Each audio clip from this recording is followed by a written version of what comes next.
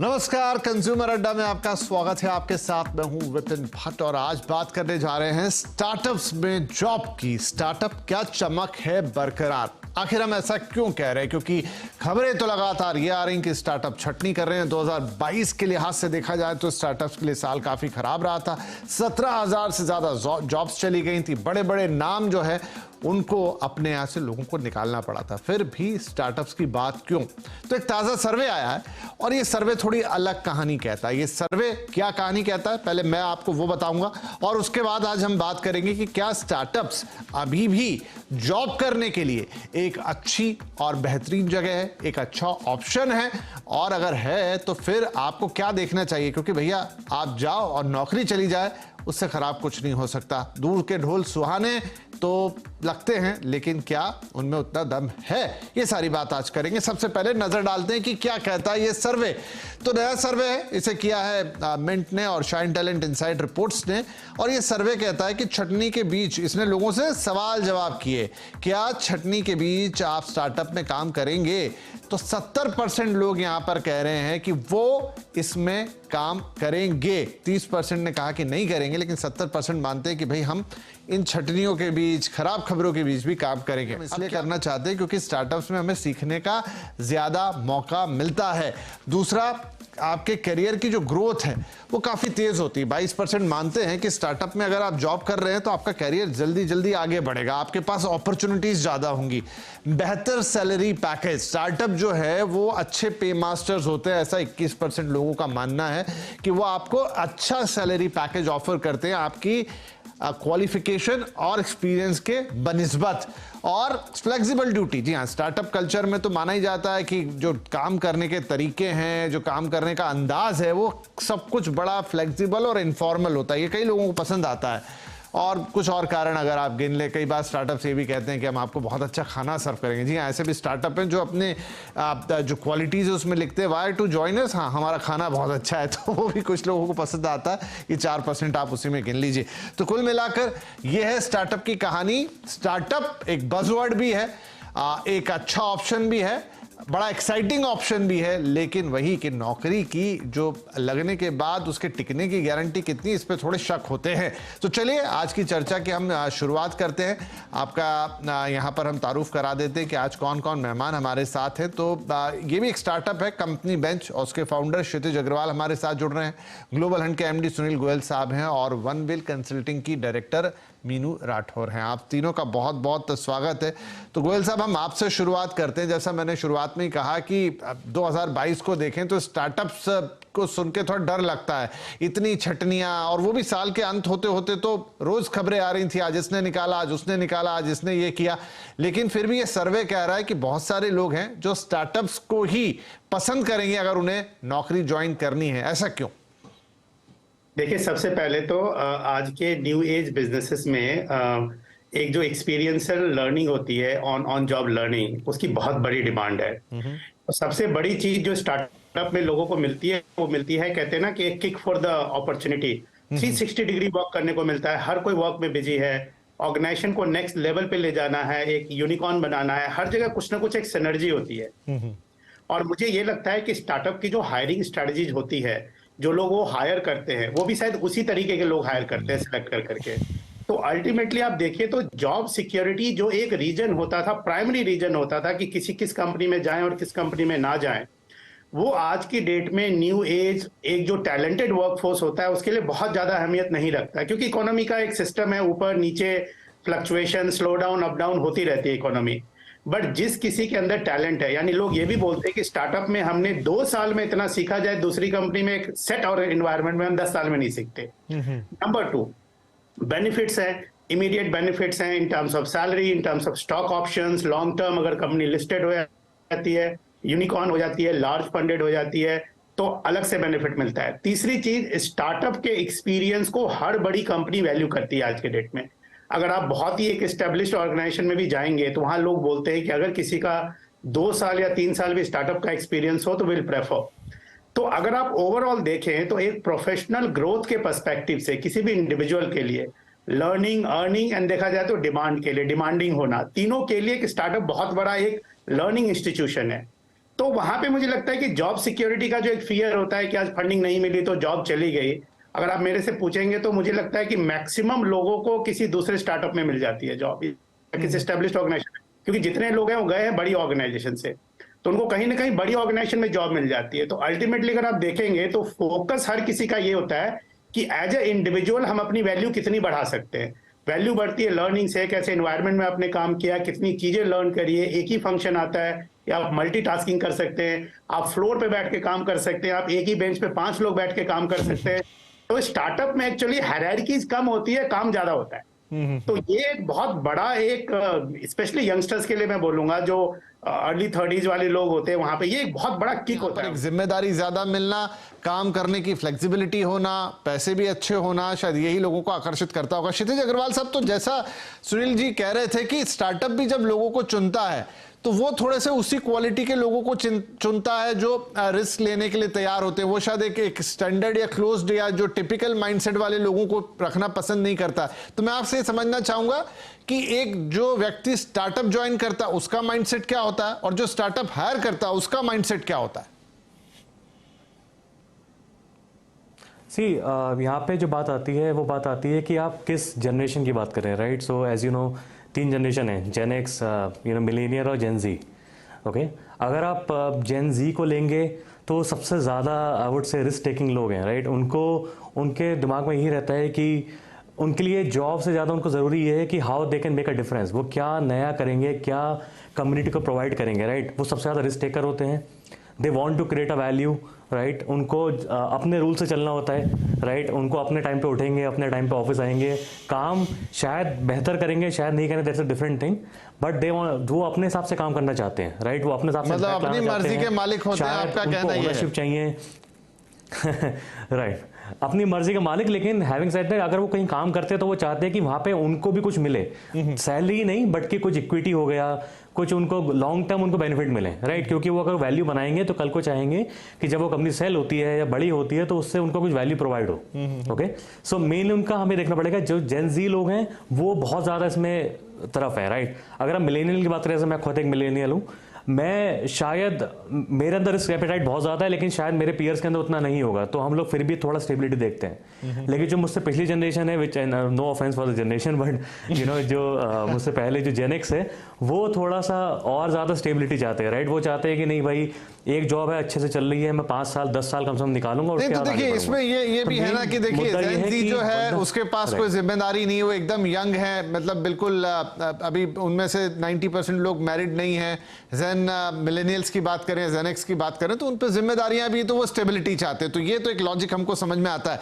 ठीक है, मैं आता हूं मीनू जी के पास। मीनू जी, अब जो भी है ये, अगर हम इसको जनरेशन जो डिफरेंट कैटेगरीज है उसमें बांट के देखें या वर्किंग एनवायरनमेंट में बांट के देखें, लेकिन आखिर क्यों? देखिए क्या एक स्टार्टअप में काम करने के ये सारे फायदे तो हैं, लेकिन मैं ये मान भी लूं कि चलिए आप यंग हैं और आपको लगता है कि आपको बहुत सारा फर्क नहीं पड़ता कि आज एक जॉब को छोड़ा दूसरे को, लेकिन स्टेबिलिटी भी तो एक चीज है। ये तो फिर थोड़ा ऐसा नहीं हो गया, जुए जैसा हो गया कि भाई स्टार्टअप ने अच्छा किया तो आपने अच्छा किया, वो फेल हो गया तो आप भी फेल हो गए। See, I would give an insight on this कि स्टार्टअप फेल होना and people joining startup, they join with a zeal कि we will make this happen. जब वो स्टार्टअप में काम कर रहे हैं, they are next owner. Why people are joining more and more this startup? Because जब हम एक स्टार्टअप में जुड़ते हैं ना, जब कॉर्पोरेट में जुड़ते हैं तो वहां एक लंबी हायरार्की है, और जब हम स्टार्टअप में जुड़ते हैं we have more chances of becoming the highest position in very short period of time. तो इसके पॉजिटिव जो आज की यूथ देख रही है, उसकी वजह से स्टार्टअप में जो टीम मेंबर्स ज्वाइन करते हैं, they title themselves as a owner. And जो स्टार्टअप के फाउंडर होते हैं उनको आज की ऐसी ही जनरेशन चाहिए जो अपने आप को ओनर टर्म करे। This is why that is more successful model. ठीक है, लेकिन मीनू जी पता है कई बार इसका उल्टा भी होता है। मैंने बहुत सारे लोगों से बात की तो कई बार उनको इस तरह की भी शिकायतें होती हैं कि स्टार्टअप में जो मान लीजिए फाउंडर्स हैं वो भी इसी तरीके के हैं, काम के जुनूनी है, लेकिन अब वो चाहते हैं कि सुबह 4 बजे उठ के मीटिंग कर ली जाए। उनको अगर 5 बजे दिमाग में कुछ आ गया तो 5 बजे मीटिंग कर ली जाए, एंड देन एक्सपेक्ट कि उनका हर एम्प्लॉय या हर उनका जो टीम वर्कर है वो ऐसे ही काम करे। अब बहुत सारे लोग इसमें फिट हो जाते हैं, बहुत सारे फिट होना नहीं भी चाहते हैं। राइट, तो इस पे मैं इंसाइट्स ऐसे देना चाहूंगी कि see, there are two type of team members in every organization, whether it's small organization, startup or a corporate. अगर हम corporate में भी जाए तो आज भी there are team who are reporting at 7, 8 और 9. So ये तो हो गई कल्चर की बात कि स्टार्टअप किस लेवल तक जुनूनी है और वो अपने टीम मेंबर्स को कितना जुनूनी चाहता है. ये जरूरी नहीं है कि खाली स्टार्टअप में. Every corporate also starts early then their time as per the requirement of the task.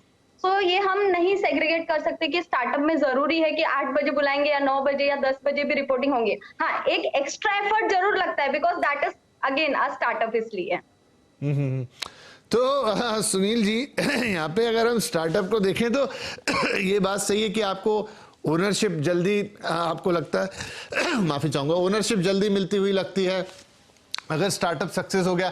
क्या लोगों के दिमाग में ये इस तरह का भी रहता है कि भाई हम देखते हैं कितने यूनिकॉर्न्स बन रहे हैं तो बहुत बड़ी फंडिंग आएगी, बहुत सारा पैसा आएगा, और अगर एक बड़ा टर्न अराउंड हो गया तो जो इक्विटी हमें मिल रही है तो हमारे फॉर्चून ही बदल जाएंगे? क्या हल्का सा वो लालच भी रहता है? मैं लालच टर्म में गलत हो सकती है, लेकिन एक मन में रहता ही है हर किसी को बहुत जल्दी आगे जाना है. देखिए, मैं तो इसको रिस्क टेकिंग एबिलिटी बोलता हूँ लालच की जगह. रिस्क टेकिंग एबिलिटी किसके अंदर है? जैसे फाइनेंशियल में होता है कि आप डेब्ट फंड में जाइए, एनपीएस में डालिए, आपको बहुत कम रिटर्न मिलेगा, और लोग रिस्क लेके म्यूचुअल फंड या इक्विटी में डालते हैं तो पैसा आता है. जी. तो स्टार्टअप एक ऐसा इन्वायरमेंट है जहां पे हर कोई अपनी कैपेबिलिटी के ऊपर बेस्ट प्ले करना चाहता है. हर कोई एक ऐसे स्टार्टअप का पार्ट होना चाहता है जो कि बहुत बड़ी कंपनी बने. वो उसके लिए फाइनेंशियल अचीवमेंट के साथ साथ एक लाइफ में प्रोफेशनल अचीवमेंट भी है उसके लिए. लेकिन अगर आप देखिए तो बहुत जगह लोग लिखते हैं अपने आप को को फाउंडर. आप देखेंगे इस कंपनी के कितने को फाउंडर है, क्योंकि को फाउंडर एक तरह से डेजिग्नेशन है स्टार्टअप्स में.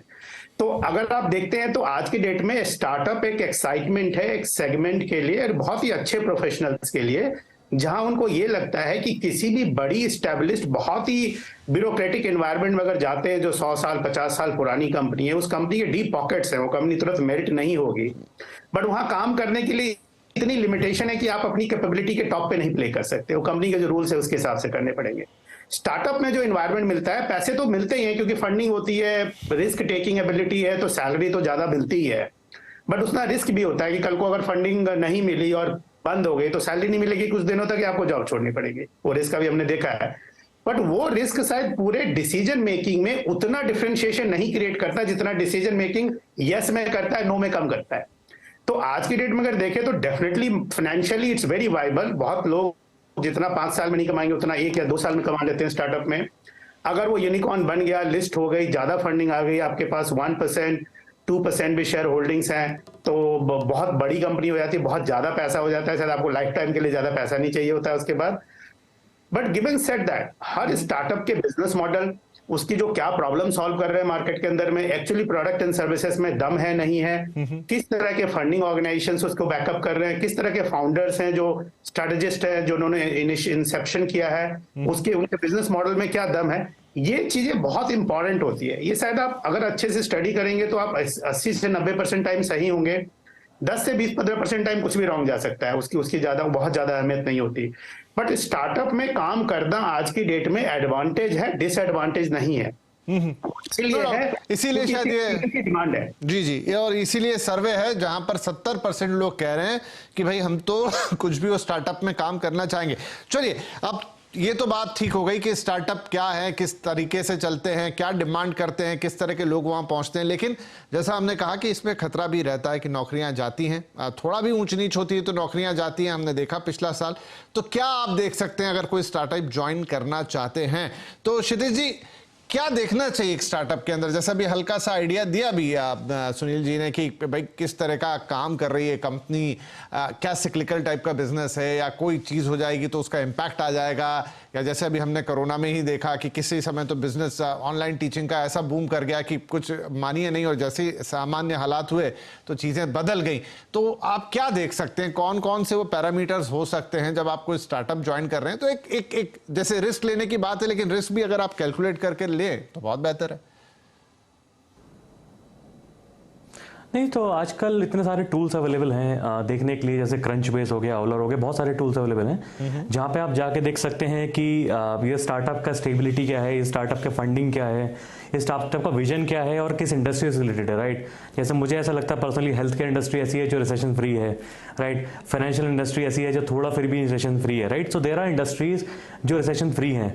प्लस आपके जो इनोवेशन वाली चीज़ें होती हैं, राइट, इंडस्ट्री कोई भी हो, इनोवेशन हमेशा लगेगा, राइट। सो जो भी स्टार्टअप कुछ नया कुछ करना चाह रही हैं, कुछ एआई रिलेटेड करना चाह रही हैं, कुछ ये करना चाह रही हैं, तो ऐसे बहुत सारे टूल्स हैं, अवेलेबिलिटी है जहाँ पे आप देख सकते हो कि आप कहाँ पे इन्वेस्ट कर रहे हो। लेकिन सी आपको इसको अदर वे में भी देखना है कि मैं खुद भी स्टार्टअप रह चुका हूँ और अभी भी स्टार्टअप ही हूँ, एंड एज अ स्टार्टअप मैं कहता हूँ it's other way around as well कि स्टार्टअप्स को भी बहुत सोच समझ के हायरिंग करते हैं और उनको भी टैलेंट मिलना बहुत ही मुश्किल है, and it's not easy to hire a talent, right, to hire a right talent, लोगों को कन्विंस करना, ये सब करना। तो लकीली हमारा बिजनेस मॉडल ही इसके ऊपर है, जो companybench.com हमारा है, वो बिजनेस मॉडल ही है जहाँ पे हम स्टार्टअप्स को इन जैसे लोगों से मिलाते हैं, राइट। तो we match the talent with the startups, right. So जितनी companies like Urban Ladder, PayU, Paytm, ये सब कंपनीज हमारे थ्रू ही हायरिंग करती हैं, मतलब we are one of the vendor, and हम ही लोग डेवलपर्स को सिखाते हैं कि why they should join a startup versus हम कंपनीज को बोलते हैं why they should hire them. So ये बहुत इंपॉर्टेंट मैच मेकिंग रहता है, जहाँ पे of course case to case basis रहता है, जहाँ पे कहीं कहीं डेवलपर खुद भी डिसीजन ले पाता है, बट मोस्ट केसेस हम लोग भी एज अ मेंटरशिप उनको प्रोवाइड करते हैं, जहाँ पे उन्हें बताते हैं कि आप इस कंपनी में आप राइट फिट हो, आपका ये स्किल सेट है, आप ये करिए या फिर ये मत करिए। So I think that makes a big difference, and हम भी चाहते हैं कि अगर हम किसी का करियर बना रहे हैं तो लॉन्ग टर्म मतलब एम्प्लॉय को भी फायदा हो एंड वाइस वर्सा कंपनी को भी फायदा हो, and they will also grow big, and it's like a match making, right, it's like a marriage which we are the pandits who are making it happen, so we just make sure of that.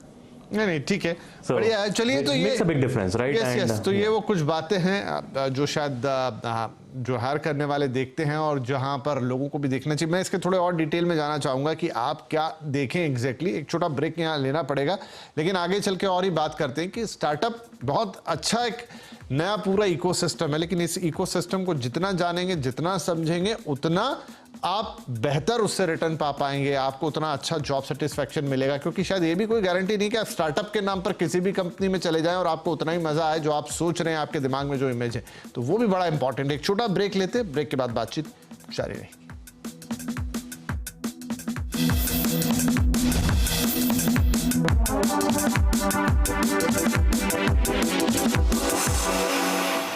लेकिन एक सर्वे कह रहा है कि अभी भी लोगों की पहली पसंद, 70% से ज्यादा लोगों की पहली पसंद है कि वो स्टार्टअप में ही काम करना पसंद करेंगे। सुनील जी, तो जो यही बात है कि स्टार्टअप जो है वो काफी वर्नरेबल भी रहते हैं, जैसा मैंने कहा कि भाई थोड़ा भी अगर अर्थव्यवस्था में ऊंच नीच हुई, थोड़ी भी कंडीशंस बदली, क्योंकि ये नई कंपनियां होती हैं, क्योंकि जस्ट ग्रो कर रही होती, तो इनको ये हायर फायर वाले डिसीजन बहुत जल्दी लेने पड़ते हैं। तो क्या आप जब कोई स्टार्टअप चुन रहे हैं, मैं फिर से उस सवाल पे आऊंगा कि उसमें थोड़ा क्या ध्यान रखें, इसमें आपकी भी राय चाहूंगा। और जरूरी नहीं है कि हर स्टार्टअप एक बेहतरीन जगह ही हो काम करने की, उसमें भी अच्छे और खराब होते ही होंगे। हाँ, देखिए, स्टार्टअप के लिए सबसे इंपॉर्टेंट है कि वो उनका बिजनेस मॉडल क्या है और वो क्या प्रॉब्लम इंडस्ट्री की सॉल्व कर रहे हैं। अगर आप नियर हिस्टोरिकल, अगर आप यूनिकॉर्न्स को देखेंगे तो उन्होंने रियल बहुत सारे जो कंज्यूमर बेस्ड, बहुत सारे जो कॉम्प्लेक्स इश्यूज है उनको सॉल्व किया है। एक तो दो चीजें बहुत इंपॉर्टेंट होती है, एक एम्प्लॉय के पर्सपेक्टिव से जब हम किसी भी स्टार्टअप को सिलेक्ट करते हैं, क्या इनका बिजनेस मॉडल, क्या इनका प्रोडक्ट या सर्विसेज किसी रियल प्रॉब्लम को सॉल्व कर रहा है, क्या इसकी नेचुरल डिमांड हो सकती है और कितनी डिमांड हो सकती है, कभी रिसेशन आए या ना आए, कभी आए चला जाए तो क्या इससे कितना इफेक्ट होगा। ये सबसे इंपॉर्टेंट चीज है कि बिजनेस मॉडल। नंबर 2, उसके बाद सबसे इंपॉर्टेंट चीज है कि किस तरह की ऑर्गेनाइजेशन, जैसे बहुत सारे प्राइवेट इक्विटी फर्म्स हैं, फंडिंग ऑर्गेनाइजेशंस हैं जो कि आके इन कंपनीज को फंड करते हैं, तो किस तरह का बैकअप है इसके पीछे।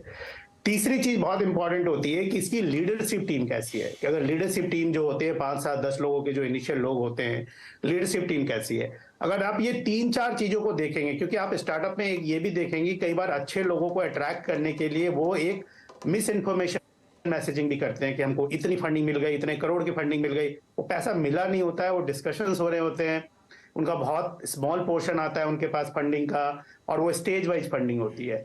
तो ये सबसे इंपॉर्टेंट है किसी भी इंडिविजुअल के लिए देखने के लिए कि ये प्रॉब्लम क्या, मैं खुद एज ए इंडिविजुअल कन्विंस्ड हूँ इस प्रोडक्ट एंड सर्विसेज के लिए, क्या ये प्रोडक्ट चलेगा मार्केट में, नहीं चलेगा। तो उतनी आज की डेट में एज ए कॉन्शियस कंज्यूमर अगर आप देखते हैं किसी भी चीज को, स्टार्टअप प्रॉफिट लॉस में हो सकता है, उससे आपको कोई फर्क नहीं पड़ेगा एज एम्प्लॉय, बट अगर प्रोडक्ट सस्टेनेबल है या सर्विसेज सस्टेनेबल है मार्केट में, तो वो स्टार्टअप ज्वाइन करने में आप हमेशा बेनिफिशियल रहेंगे, क्योंकि लर्निंग और सस्टेनेबिलिटी दोनों है इन ऑर्गेनाइजेशंस में। तीसरी चीज जो होती है कि आज के डेट में क्या होता है ना, कई बार हर स्टार्टअप हुआ तो एक स्प्लिट हो गया, दूसरा स्टार्टअप फिर उससे स्प्लिट हो गए, प्रोडक्ट लाइन की कंपनी यानी similar product and services line के 10 स्टार्टअप नहीं चल सकते, वो अल्टीमेटली कंसोलिडेशन में आते हैं, यानी एक कंपनी दूसरे को एक्वायर करेगी, जो बड़े प्लेयर होंगे दूसरे को एक्वायर करेंगे। तो आप ये देखिए कि किसका मॉडल फास्ट मूविंग है। 2-3 लेवल होते हैं, सीड फंडिंग, ए लेवल, बी लेवल, सी लेवल। तो अगर आप उतने ज्यादा रिस्क टेकर है, अगर आपको फाइनेंशियल प्रॉब्लम नहीं है, तब तो आप सीड लेवल पे भी जंप कर सकते हैं, ए लेवल पे भी जंप कर सकते हैं। जी। बट अगर आपके लिए जॉब सिक्योरिटी 20-25% भी मैटर करती है, तो कम से कम बी और सी लेवल पे जंप कीजिए, सीड लेवल या ए लेवल पे ना जंप करें। नहीं, ये तो बड़े बहुत इंपॉर्टेंट है कि स्टेज क्या है, बिजनेस मॉडल क्या है, लीडरशिप कौन सी है, प्रोडक्ट सर्विस क्या है, उसके सॉल्यूशन को सॉल्व करिए। ये 3-4 चीजें आप शायद पढ़ेंगे आज के डेट में। तो आज के डेट में इंटरनेट पे हर जगह इन्फॉर्मेशन, ये सारी चीजें अवेलेबल है, राइट। अपना कोलैबोरेटिव इन्फॉर्मेशन लेके डिसीजन लेंगे तो आप शायद बहुत अच्छा डिसीजन ले पाएंगे। ठीक है, जॉब आपको मिल जाएगी। जॉब की मुझे नहीं लगता है कि अगर मैं बस यही सवाल लेके मीनू जी के पास जा रहा हूं, आखिरी सवाल मीनू जी की, अगर आप एक स्टार्टअप में है, नो मैटर कि वो किस स्टेज का स्टार्टअप है और कितना बड़ा या छोटा स्टार्टअप है, और अगर आपकी जॉब चली ही जाती है, कितने % चांसेस रहते हैं कि आप को ज्यादा समय घर पे खाली नहीं बैठना पड़ेगा? See, before going the job, I will say कि जब हम एक स्टार्टअप ज्वाइन करते हैं, if I see from a team members perspective कि जो स्टार्टअप ज्वाइन करने वाला है, अगर वो टीम मेंबर में दम है, यानी कि why do startups hire, जो उनको गैप दिखता है ना कि मुझे ये पर्टिकुलर मेरे डिपार्टमेंट में ये लेवल का गैप दिख रहा है, वहीं पे they hire. And if you have that potential to take the organisation to the next level, then first criteria कि हम ले ऑफ होंगे ही नहीं organisation. In case we get lay off due to any reason from the organisation, तो आज multiple opportunities है, क्योंकि startup में people also join for one reason, that is learning prospect. अगर हम फ्रेशर है, आज फ्रेशर्स को भी बहुत चांसेस दिए जाते हैं स्टार्टअप से, अगर फ्रेशर ने ज्वाइन किया है और एक अच्छी लर्निंग ली है, तो I don't think it takes maximum 10 to 15 days to start a new journey with that learning of the past startup. चलिए, क्या बात है, अच्छी बात है। बहुत सारे जो लोग हैं वो खुश हो रहे होंगे कि 10 से 15 दिन से ज़्यादा का गैप नहीं आता। एनीवे, तो आज के कार्यक्रम का उद्देश्य यही था कि जो स्टार्टअप इकोसिस्टम है उसको समझा जाए। आप ठीक है, ले ऑफ की खबरें आती हैं, बड़ी बड़ी हेडलाइंस बन जाती हैं, लेकिन लोग भी कह रहे हैं कि वो स्टार्टअप में जॉब करना चाहेंगे। हमारी कोशिश यही थी कि उस इकोसिस्टम को समझें, और फिर अगर आपको रिस्क भी लेनी है तो क्यों ना एक कैलकुलेटेड रिस्क ली जाए। कल को नौकरी जाती भी है, बचती है, क्या होता है क्या नहीं होता, आप कितना सीखेंगे, कितना पाएंगे, वो अगर आप अच्छी तरह समझ लेंगे, और कुछ क्राइटेरिया कि आपको कौन से स्टार्टअप में जाना है और कौन से में नहीं, और किस में जॉब सिक्योरिटी की भी आपको चीजें मिल सकती हैं, वो सारी बातचीत हमने कोशिश की आज आपसे करने की, और एक एनवायरनमेंट आपको देने की कोशिश। बहुत शुक्रिया आप तीनों का ही आज इस कार्यक्रम में शामिल होने के लिए और अपनी राय रखने के लिए। नमस्कार।